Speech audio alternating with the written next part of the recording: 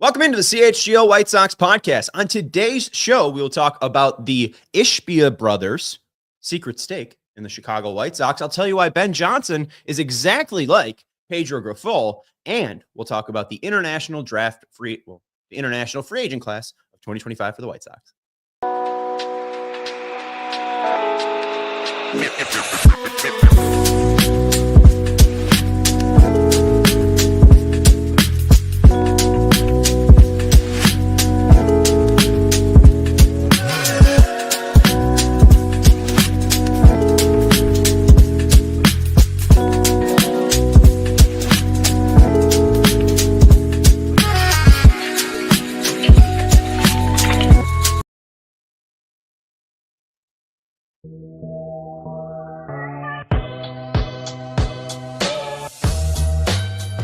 Hey, yo, welcome into the CHGO White Sox Podcast. I'm your host, Sean Anderson, coming to you live from Studio B of our CHGO offices here in the West Loop of Chicago. On today's show, we'll be talking about the Ishbia Brothers' secret stake, Ishbia Brothers Ishbia's stake in the Chicago White Sox. We'll be talking about the international draft free agent signings for the past class that just passed on January 15th.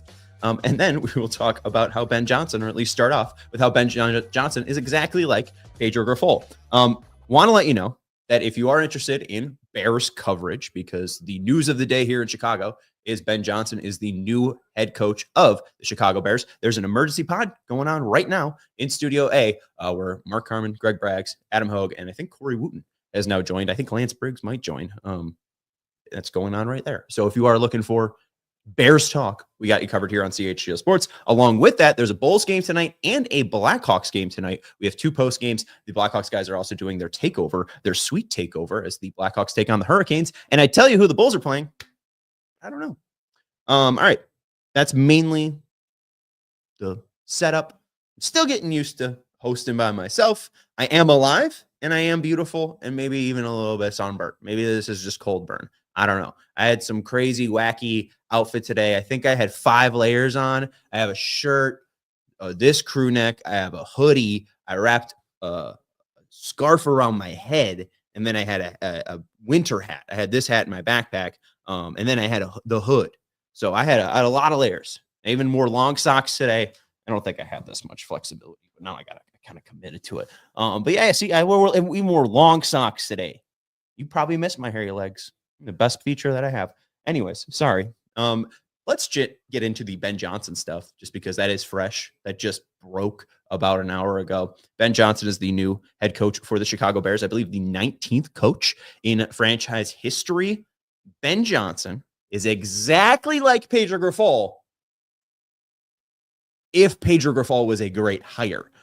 Ben Johnson seems extremely young, innovative, on the cutting edge. Pedro Grifol's success was like 5 years before they hired him. And it was kind of when the Royals just got lucky. The Royals playing like a outdated version of Moneyball and just ended up hitting. Like that's the real reason Pedro Grifol got hired, was he was right place, right time. And I guess he knew the White Sox so well because he was beating them consistently and putting together the game plan to beat them consistently. Maybe just the organization sucks.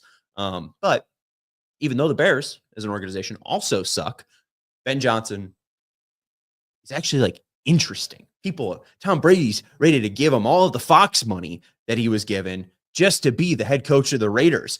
There was the guy in Jacksonville that was all jacked up because he thought Mark Brunell was coming back to Jacksonville along with Ben Johnson. Let's go. The quarterback coach of the Lions, Mark Brunell, is texting Jacksonville radio host that I'm leaving after this year and Ben Johnson's coming with me to Jacksonville.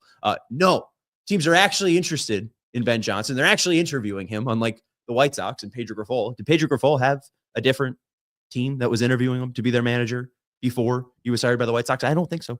And here's Ben Johnson flying to Las Vegas, flying to Jacksonville, flying to Chicago. The Bears couldn't let him leave.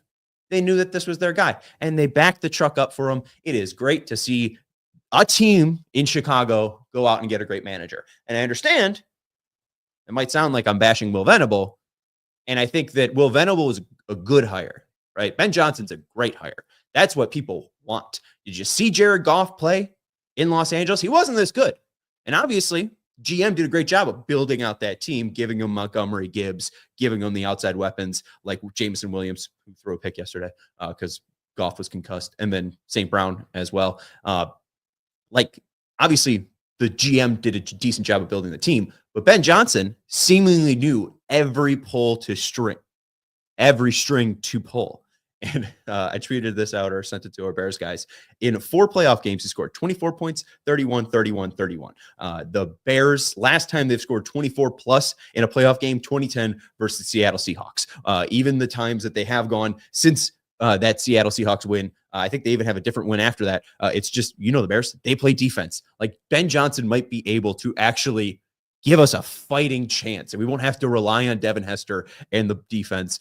Even with Eberflus, you're relying on the defense to score points or at least put the team in decent field position. Not so fast, my friends. Ben Johnson might be able to actually score some points in Chicago for the first time ever. Ben Johnson scored, I think, 70 touchdowns this year in Detroit. The Bears record is 51 in a season, and that was set in 1947. I could have those numbers wrong, but it's something very pathetic to something very impressive. And again, the Bears haven't seen this type of offense since the T formation back in the 40s, post-World War II, like fresh out of it.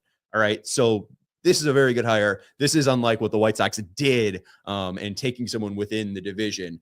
This is somebody that you couldn't let leave the division because he's just going to wreak havoc, I think, wherever he went. So 2 thumbs up from this host on the Ben Johnson hire. Ashley said she erased Grifol from her memory, and he should. He was bad. He stunk it up. I think that might have been the most pathetic hire and pathetic baseball I have ever seen. Like Robin, felt like the guys were actually like down to play with Robin. And Robin had like a kind of some valleys for him, right? Tony, there was some respect, but also I think just everyone hated each other outside of Tony. So you can't blame Tony for, 2021 and 2022. You can blame Jerry. But you also have to blame the players because I think they were just toxic within themselves. I think Lance Lynn's toxic, Kendall Graveman's toxic, Joe Kelly's toxic, Tim was fairly toxic, Yasmani was toxic, and then Jose Abreu, I don't think, tried to get involved, which then created toxicity, and then Luis Robert Jr., Yohan Moncada, and Eloy Jimenez are staring at each other cross-eyed, being like, what do we do? We'll get injured, so that way we don't have to be in the clubhouse. I think, though, with Pedro, I don't think there's a worse manager out there. RIP Jeff Torborg. I know he just passed away. I think he was manager of the year in 1990. Yes, 1990 AL manager of the year, 10-year catcher. RIP Jeff just passed away, and the White Sox tweeted out a memorial for him. I believe Ozzy also tweeted one out, and that's Frank's first manager. So it's not Jeff Torborg. I think what people really talk up, who replaced Torborg? Sorry, I know this is great radio. This is why Herb was fun. Gene Lamont was fine, right? From what I know. Who's the guy after Lamont? Terry Bevington. So it's like, for what I know from White Sox fans, it's either Bevington's the worst or Pedro's the worst. In my lifetime, wasn't watching Terry Bevington baseball. I was watching Pedro Grifol baseball, and that made me want to take a spoon and pop it out. Or maybe if you're a Pixies fan, the French film that they refer to in Debaser, right, where the lady opens up her eyes, takes the awful. Anyways, that's what watching Pedro Grifol baseball made me want to do. That is Ben Johnson and Pedro Grifol. I want to go to some secret stakes, some secret ownership stakes that were just reported by Sportico. Sportico.co or Sportico.com. Let's get it right. The business of sports from Kurt Badenhausen and Eben Novi Williams. This is published back on January 13th that the billionaire brothers who invested in the NBA, WNBA, and MLS will need to sell their White Sox stake if they buy the Minnesota Twins. Mat and Justin Ishbia quietly bought a small stake in the Chicago White Sox in 2021, according to multiple people familiar with details. MLB ownership bylaws would force the brothers to sell the previously unreported LP if they're successful in their pursuit of the Minnesota Twins. Now, I'll circle back to that because I have some interesting thoughts. Because, the brothers would have to if they're buying the Minnesota Twins. But it's talking that Justin is the one that's really pursuing or would be the lead on the Minnesota Twins ownership, right? Do they have to work together, though? These guys got a lot of money. So the bulk of their money comes from the United Wholesale Mortgage Company that was founded in Michigan. It was founded by their pops, right? And now, since the pops has moved on, Matt has taken ownership. He runs the company. He owns 71% of UMW's stake. He's worth about $8.6 billion. Nice chunk of change. Justin owns 22%, worth $4.7 billion. He also founded Shore Capital Partners. It's a private equity firm in downtown Chicago. I don't think that was even a Chicago accent, but they have about $11.5 billion under their management. The thing that is interesting is that it's not a big, from what Sportico reported, it's not a big ownership that they have or percentage of ownership. The White Sox stake represents a mid-single digit percentage of the team. But what I think is interesting is that the brothers were a part of a special purpose vehicle, which I had to learn about, that was organized by Michael's or Jerry's kids. So Michael and the other one, I'm forgetting the other one's name, but basically that was what we thought we heard in 2021, that Michael and his brother were buying up kind of some older people's ownership of the team. And when Jerry was talking to Crane's business company, they asked, so you own about 18%. And he was like, yeah, right. Like he said, he owns more than that. So from what we can tell, Sportico says 20 to 25% of the team is currently owned by Jerry Reinsdorf. I would say it's even higher than that. I don't think anyone actually knows. I would say Jerry owns probably like 30% of the team, especially if he's leading up to sell the team. He probably wants to have a bigger stake. But with the brothers, they're in line to sell this team once Jerry passes away. And Jerry seems very intent on bolstering that number, the reported number that they would sell for as much as they want. Sportico's valuation is $1.9 billion. MLB average is $2.64 billion. The MLB rank for the Sox is 17th out of 30th. I think that Jerry thinks if I can get the 78 and be a part of a project that's very similar to the 1901 project that you're seeing at the United Center, that's trying to sell some of the parking lots around or buy the parking lots around the United Center and build it up kind of like a Wrigleyville, a la a Wrigleyville. Like that seems to be also the idea for the 78, where you can own some of the property along with the stadium and then, make money in perpetuity and then make that valuation go up and make it more of a true business, right? You're not just a baseball team, you're a business. I think that seems to be Jerry's idea. And I don't think Jerry has any intention in dying soon, 89 years old. And I think he's very intent on at least trying to make it to 100. We've talked about the 100-year anniversary of the All-Star game that's coming up in 2033. I think that's his true dream. If a man has to have some, aspirations in his later life, something's got to get him going to 100 and, living to 100. See Sister Jean's ready for a Loyola, national championship, so she can finally pass away. I think she'd probably live to 187, if we're being honest, to wait for a Loyola title. But hey, we got close. I think Jerry is trying to see this out for as long as he possibly can. I don't think Jerry will sell. Sarah, do we have the full screen from Hogue? Wow. Baloney. Sean, I love you, but that tweet comparing Ben Johnson to Pedro Grifol is out of pocket. Please apologize. No, they hired somebody within the division, and Pedro Grifol was not thought of as a manager outside of Rick Hahn and Kenny Williams. And Ben Johnson was it was Pedro Grifol, but great. People wanted Ben Johnson. I don't need to clarify. It's not out of pocket. Anyways, Adam Hogue tweeted something back in December 14th, 2024. Adam has said he's heard for a while that the Ishbia brothers would be interested in buying the White Sox should Jerry Reinsdorf ever sell. Justin's private equity firm is based in Chicago. I already told him that, Adam.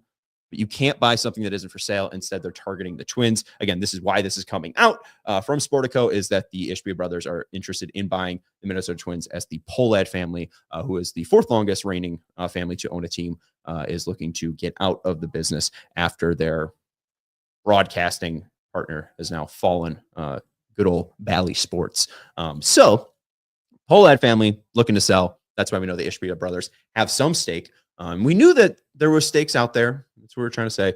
But again, I think that Jerry's not ready to sell the team. And we'll get to a comparison that was brought up by Mark Potash for the Bears. I think it's a little bit more apt for the White Sox. We'll talk about that after a break.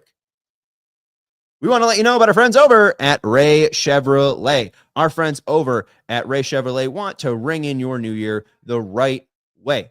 Save on a new car for you and stick to your New Year's goals by shopping Ray's Resolution, going on all month long at Ray Chevrolet in Fox Lake. Head in today to shop their huge selection of new Chevy models with special New Year's prices. Right now, take 10 to 20% off MSRP on select new Chevy models, or shop over 125 of their vehicles priced under $20,000. As one of the top-selling Chevy dealers in the Midwest, you'll always be able to shop one of Chicagoland's largest Chevy inventories. So visit our partner this January at their location in Route 12 in Fox Lake or raychevrolet.com.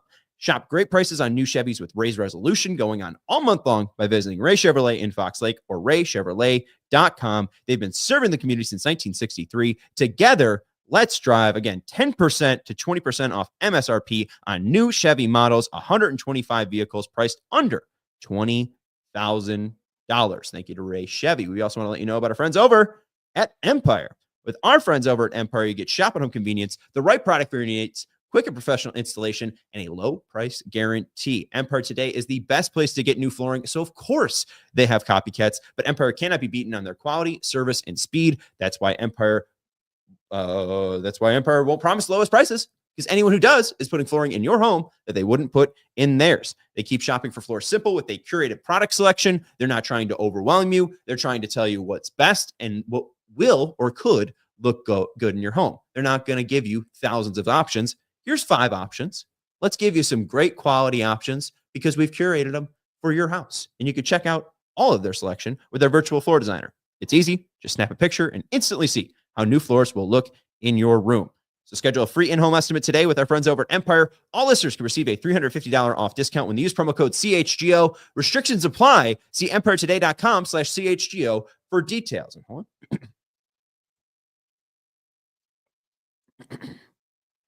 588-2300 Empire Today. Boom. All right. So if we can not bring up anything, because I didn't give you this tweet, it was written down here. Mark Potash of the Sun-Times tweeted out this timeline after the Commanders won on Saturday. On October 23, 2022, the Commanders fans chant, "Sell the team." On July 20th, 2023, Josh Harris, looks like I wrote Josh Hams. It's not Josh Hams. It's Josh Harris. Josh Harris purchased the team. And then January 18th, 2024, they make it to the NFC title game for the first time since 1994. I think Mark is alluding and saying, oh, it was the Bears sell the team. Fans are saying sell the team. Sell the team and going to make the playoffs. I think it's a big load of crap from Mr. Potash, respectfully. A guy who's done it for a very long time. A guy who's very talented. A guy who's very snarky, and I like it. However, you're really just tweeting something without context. It's very different. The ownership of Jerry Reinsdorf, who is seen as like an Sarah, do you know how to say this name? Ebenezer Scrooge. Did I say it right? Ebenezer Scrooge. I think that's right. Anyways, Reinsdorf is seen as an Ebenezer Scrooge type, where Dan Schneider is like a horrible person. Like Harvey Weinstein levels. So it's like, yeah, Jerry Reinsdorf is bad, but it's just kind of, you can't do anything about it unless, there's like a Vince McMahon story just waiting about Jerry Reinsdorf. Like, unfortunately, it seems like Jerry Reinsdorf is a fine person. It seems like everybody who works for Jerry Reinsdorf does not complain. There's no stories of it being a bad workplace environment. He's not, I don't want to say that word. He's not, I believe Dan Snyder was accused of using the team's cheerleaders as prizes, I guess is the best way to say that. It's foul stuff.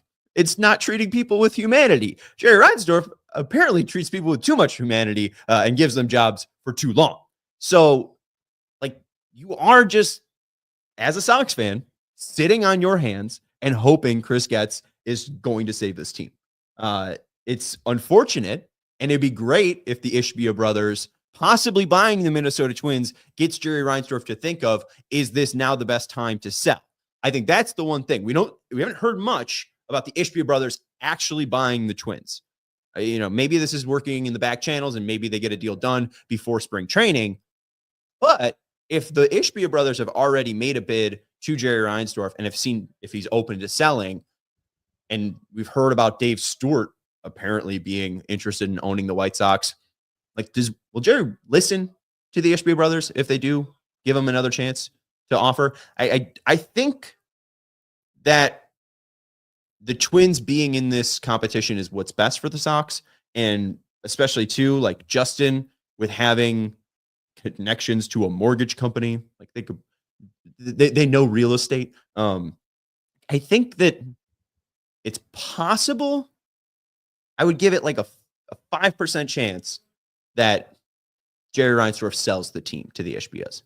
I think he wants to build the 78. I think he wants to have the 100 All-Star game, 100th year All-Star game anniversary. And I think that because he's, a diehard baseball fan. But maybe, just maybe, Michael will be able to talk to Jerry and say, hey, we got a willing and able buyer right now who will likely give us more money than what they'll pay for the Twins. Because we have, unfortunately, CHSN, we get some more time before that goes out there, and maybe we can get it to more people. But like they're in a better spot than what the Twins are in, bar none, because that's going to be an MLB produced broadcast. It seems like the Sox have a little bit more, and that's why, again, Sportico is rating them as a 1.9 evaluation compared to a 1.7 evaluation. Is it possible Jerry Reinsdorf, with that 30%, is just trying to get the most out of his investment? I think that he wants to wait it out a bit, and we'll see if that happens. But 5% chance, I think, that Reinsdorf sells to the Ishbias this year. I would probably say it's like a 25% chance that the Ishbia brothers buy the Twins this year. I think the Pohlad family likely operates the team until 2026, and maybe 2026 is when things get interesting. But I unfortunately, Jerry Reinsdorf, I think, is the owner. Sorry. Let's get into some diehard questions. Fresco Elmo asked a favorite Sox promo, like a promotional day. He threw out the idea of Disco Day, not to be a wet blanket. I know people like Disco Demolition, but as a young person who I think was 20 years, that was 20 years prior to me. I don't know when Demolition was, what year in the 70s, but I'm born in 97, right? That's a 70s thing. It's 20 years before me. I don't understand why Steve Dahl is like heralded as a hero in Chicago. From what I know about disco, it's a very black and gay led genre. It is a genre that is dominated by the LGBTQ scene and black influences. So it doesn't really get me super. Steve Dahl's great when it's a white guy trying to destroy that type of music. You can coexist. So I'm not really down for a protest against disco music. Wasn't Vietnam going on? Couldn't you guys use your time for something better? I don't know. I don't really co-sign disco Demolition, and I don't really like when the Sox put out merch that supports it as well. Also, happy Martin Luther King Day. Along with that, Ashley Page asked for a favorite giveaway. I think it's easily, I was going to do this as top 5 bobbleheads, and I still will. But now that the Dick Allen bobblehead has been tweeted out, unfortunately, he doesn't have a cigarette in his mouth. I understand. Probably MLB doesn't want any promotion of smoking tobacco at all. But I think that is easily the best bobblehead the White Sox have ever put out. Dick Allen juggling balls in the red and white pinstripe. It's what everyone has ever wanted. It's the coolest looking photo ever. And now his head will bobble, and it's going to be great. So to answer Ashley, I will go with good old Dick Allen bobblehead. And then she also asked, with the success in 2025, how would you determine success in 2025 with Chris Getz currently? Is it win total, player success? I think the biggest thing is seeing true growth from players. If you see Andrew Vaughn finally become a player that's an above average hitter, I would at least be interested in seeing that. I would hate to see Vaughn just continue to regress and regress. If we could have a prospect that comes up and kind of thrives with a bat, I'd be very excited by that. If it's Vargas, if that's Ramos, if that's Mydroth, if they end up calling him up on opening day, Keel or Caro. Like, I want to see a young guy come up and just give me hope, right? A little bit like Luis Robert in 2020 and in 2021, but I need somebody that's going to give me like true strong hope that everything's going to be okay. And then pitching success. Like, let's see a little bit more of the Sean Burke, the Tanner Banks, the Dylan Cease-ish, the Garrett Crochet, like swings. Like, I would just love to see career years from guys, even if they are like a 55 win team. If you have guys that are having their career years, or maybe they are changing their outlook or perspective, like Sean Burke changed his perspective with those last starts, I'd be very excited with that. So it's more about just the singular gains. Can you take Austin Slater and make him an interesting, viable asset at the trade deadline? Same with Tauchman, same with any of the pitchers that they end up bringing in, especially the relief pitchers. You know, it's going to be basically player by player basis, and let's have, 15 arrows up rather than, only 12 on the 26-man roster or whatever. Then the final thing that I wanted to get into was the TikTok runs. So I don't think we have enough time to get into the international draft free agency. And honestly, I'll just have a guest on tomorrow. We have a show tomorrow at 4 p.m. We'll just get into the international draft free agents then. We mostly talked about the Ishbia Brothers today, answered the diehard questions, and I just wanted to get into this because Sox on 35th tweeted out a photo of Manny Ramirez and said, TikTok run. TikTok's banned in the United States for the past 12 hours. And I think it was a very good tweet. I'm assuming my guy Beeson tweeted it out. Could have been Joe. Could have been Jordan. I don't know. But whoever did, it's a good tweet. It's a good tweet. But I think we can do better. Because yes, Manny Ramirez only played 24 games for the Chicago White Sox. There's only 88 plate appearances. But there's some names within that 90 plate appearances to 79 plate appearances that have some weight. Like, Manny Ramirez's run is not something unheralded or is not something that we haven't seen before. Do you remember Hanser Alberto? 90 plate appearances, a 76 OPS plus. Do you remember Mike Olt? 86 plate appearances, 63 OPS plus. Ryan Sweeney, 84 plate appearances, 38 OPS plus. Emilio freaking Bonifacio, 82 plate appearances, a 10 OPS plus. Chris Sabo, 80 plate appearances, 74 OPS plus. And then Ron Pruitt is the only one that put up decent numbers. 79 plate appearances, 117 OPS plus. Manny was the only one other than Pruitt to be above 104 OPS plus for Manny and 88 plate appearances. I have a true TikTok ban run for you for the Chicago White Sox. Like, door opens, door closed, kick them out the door. Like, see you next time. We're going to go back to 2020. We're going to go back to the pandemic. And we are going to go and visit Chelsea Cuthbert. Remember Chelsea Cuthbert from Nicaragua?